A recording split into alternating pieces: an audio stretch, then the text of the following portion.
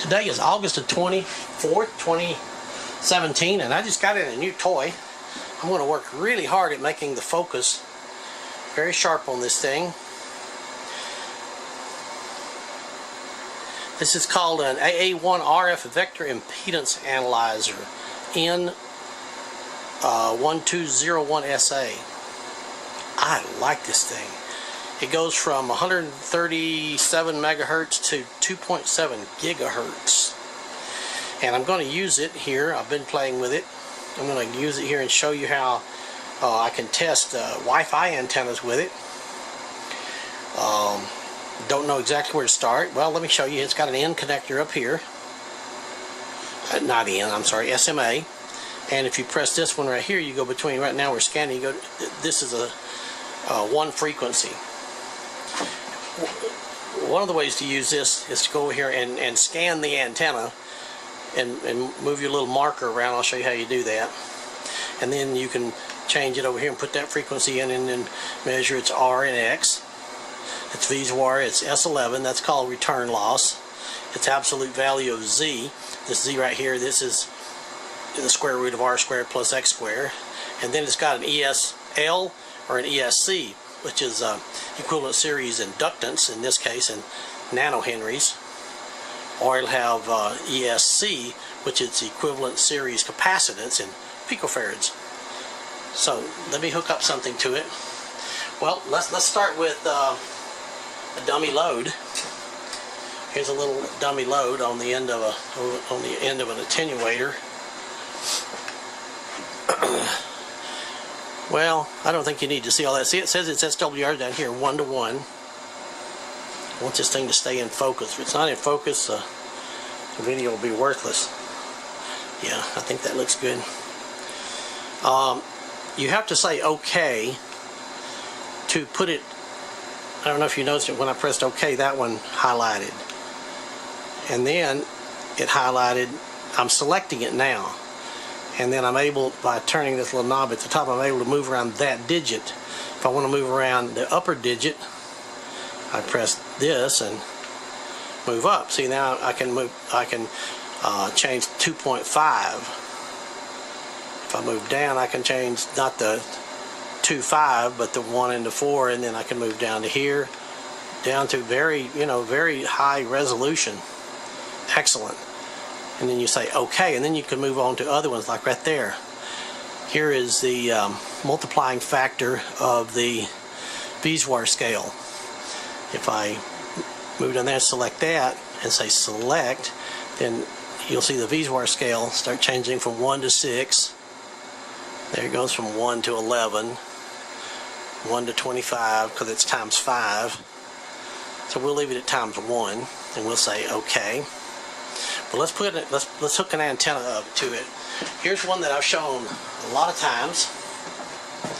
This slotted antenna. I'll show you how it performs. Well, let's see now. I've got to take this one off. Got to put this adapter on.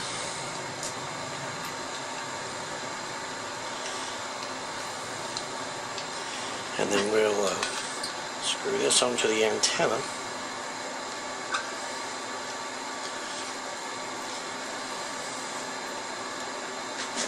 By the way, we're not going to be using this, but I slid a collar over it so I can shorten up this this slot right here, just as an experiment.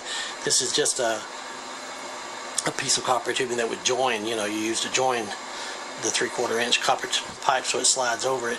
Anyway, it works best with it not in there. But there it is right there. Give the camera time to focus on it and be still. There you go. Okay, now suppose, see, I'm going to look at my marker right here. See that little detail right there, the marker. I'm going to go right over here. Let's see, to, yeah, marker right there, 25, 24, and I'm going to say right here, OK. That selects it down. I can move, darn, so hard to see in there. There it is, marker. OK. I want to move over to here so I can Now let's move over to another digit, then to 2513. Yes, let's move over one more digit. So you can you see the marker moving around there at the bottom now? Let me adjust this, see if I can get some more glare out. And I've got my glare, but now you see me. Damn. You don't want to see me back here. It's so hard to get all this glare out. But you can see the marker moving around. I'm trying to watch it in the camera.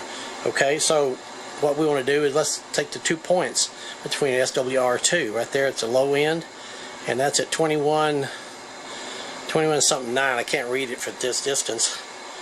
And you can go over to here and see that it's this is 25 something 9. Sorry, I can't do better than that, but I just can't see those tiny little things at that distance. And then let's say okay, so we can move on to another one. Let's move down here. See, we're scanning at 2 gigahertz now to 2.7. Let's change this one. Let's select it. No, let's go back over here and select that one. Let's go to 2.1, 2. No, we want it wider than that, don't we?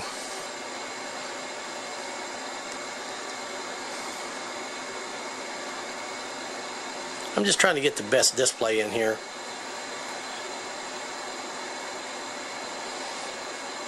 Well, maybe we were okay where we were. That's at 2. Let's say okay, and then we step over to the right and we enter that again, and let's go down a little bit. Nah, I had a better display a while ago. Oh, boy, this is tiring, holding this thing up like that. I need to narrow this one is what I need to do.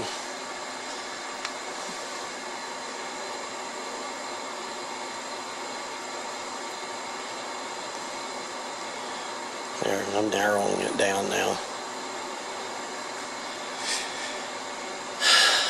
Okay, and then if we say okay, then it lets us step through it, and then we're going to go back up to the top to right here.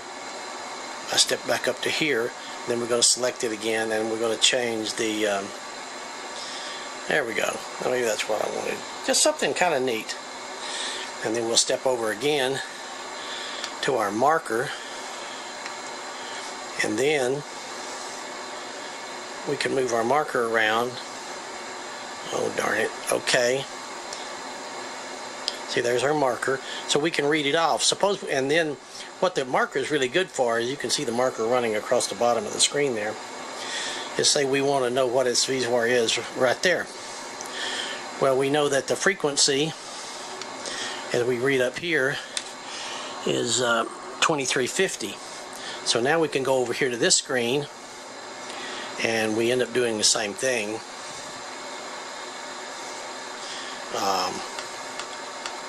2350.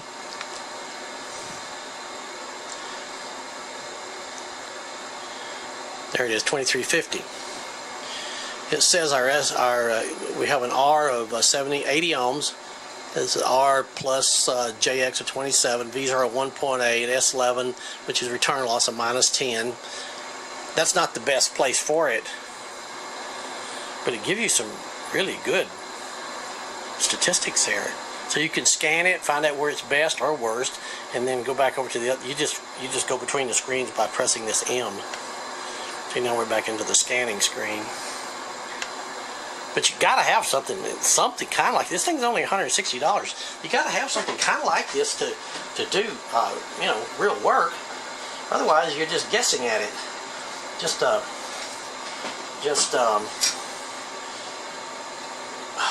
building antennas and seeing if they work are subject to a lot of variable. Let's screw on just a real simple little antenna like we all have. If we have these little Link CS and Cisco type access points, See? It's got the reverse polarity TNC on it, all this stuff. That adapter there down to the SMA again. Let's go back over here and look at that. It says it's really good right there. Look at there. The SWR drops to practically perfect match right there. And let's see if we can, what we want to do is step over here to our marker right there and say OK. And then we'll use our marker and we'll put it right there and read it off, and that says that's at 2410. Now if we go back to our other screen and 2410 says it's look at our VSWR 1.1, 1.0, S11, return loss of -27. Very good.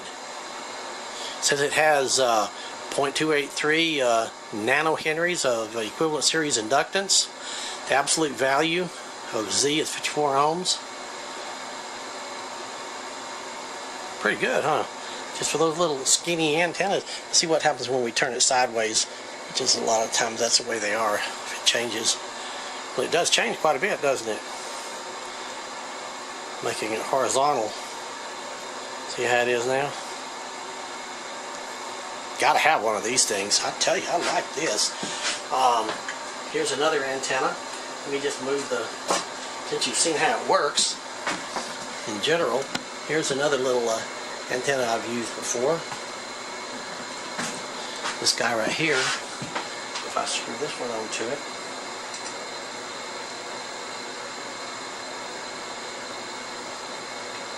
go back over to our scanning screen. Well, I don't know if it's going to work because I got to hold it, but I'll do the best I can.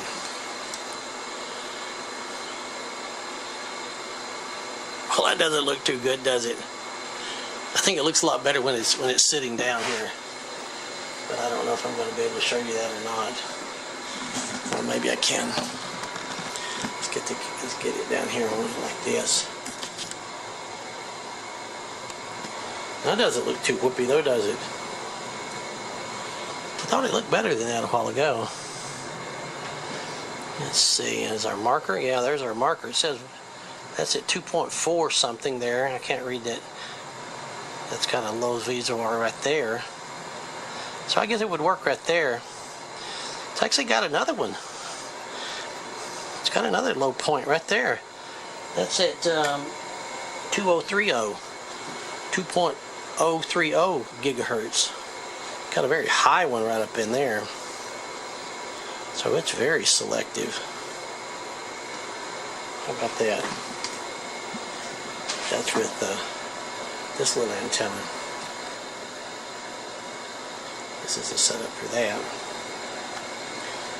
Another set of antennas that I've been measuring is these little, I call them my reference antennas.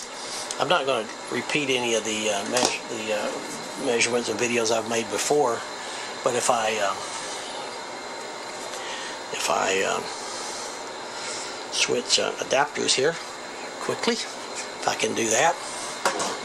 Get this one, nope, excuse me, and put this one on here. This is my reference antenna that I can tune.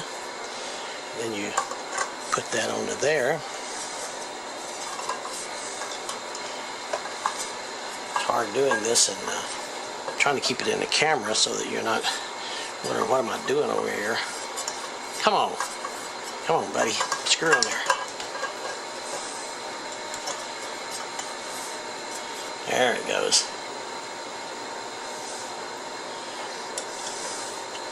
Got to get them kind of snug. You'll get different readings if you don't have them snugged up. There's my little reference antenna. See, I've got to change. I got a low VSWR right. Well, that's actually about right there. Nope.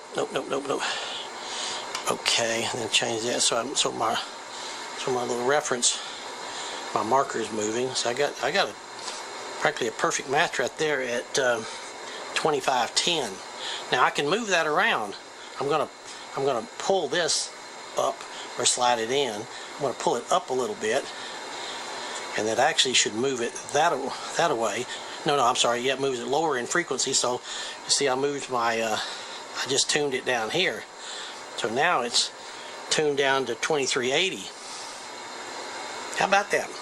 Okay, and then I can go back over here to our other screen,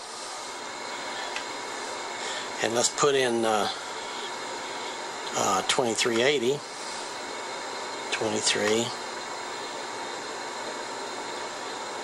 2380.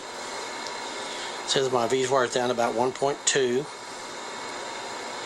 S11 return loss minus 21. You know, I don't know if you're familiar with S11 return loss, but the worst possible return loss, S11, is 0. If your return loss is 0, then that means 100% of everything you're transmitting is being reflected back. So the more negative this number, you just use this as an absolute value. But the higher this number, the more negative. The higher its absolute value, the better off you are. And it actually translates directly. Minus 21 dB return loss translates to 1.19 SWR.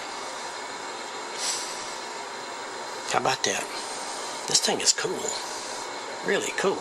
So now I can analyze things. Actually, I want to show you guys something. I have built some log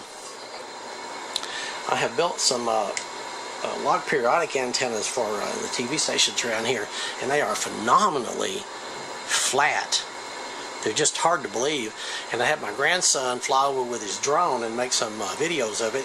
I don't know if I can actually add those things in or not, if I can add that drone flight in or not, but I'm going to try.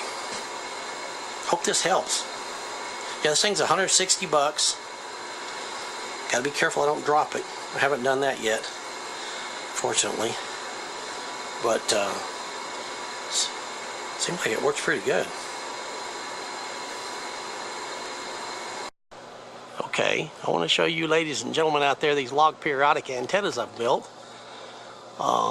There's 2 of them up there.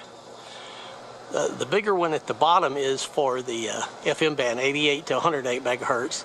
The top one, this one up here, is for the TV channels, and it's from about 150 megahertz up to a gigahertz. This is the 88 to 108. But we're going to go in and scan this other one. The way they're built is just really simple, and they're very, very broad band. If you can see, what it's made out of is 2 pieces of angle aluminum. They're insulated at this end that you're looking at right now, and there's a B and C connector.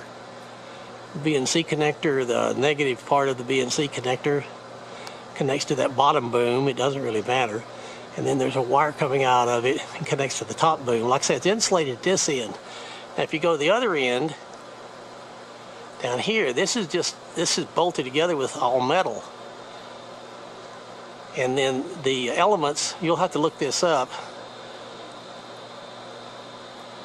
You look up log periodic, you'll see that they are very, very broad band. They do a marvelous job.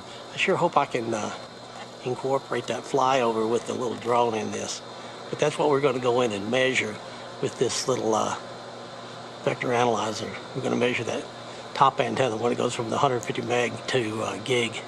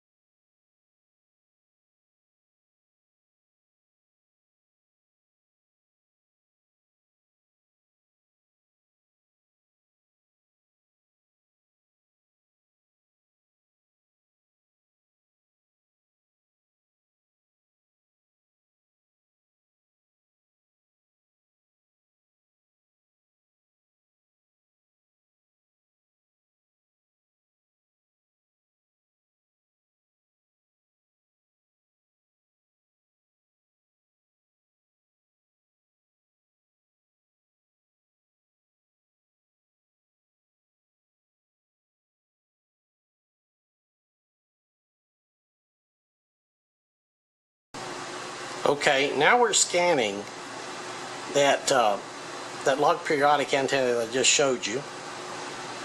And I don't exactly know how to interpret this. I have looked at this, done this more than once. We're scanning from 137 megahertz, as you can see down here, to 1.1 gig. And I'm thinking that probably that, you can see how flat it is. So I had to change the scale. There's SWR1, there's 3, 5. But it's below 3. It's really flat from 137 megahertz all the way up to here.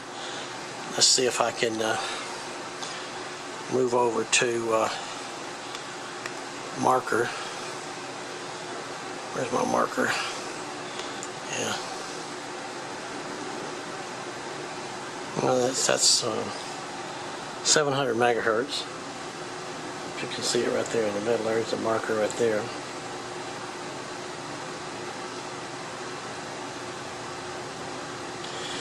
I don't know if that's because of the strong TV stations that it's pointed at. I have a feeling that it is. I have a feeling that the RF that the antenna is receiving is probably about as strong as what the little device right here is transmitting, and it's probably interfering with it. But you can see how flat it is. It's below SWR3. All the way from 130 megahertz to 1.1 gigahertz and above. Because here's 1.1 gig at this end and 137 meg at this end.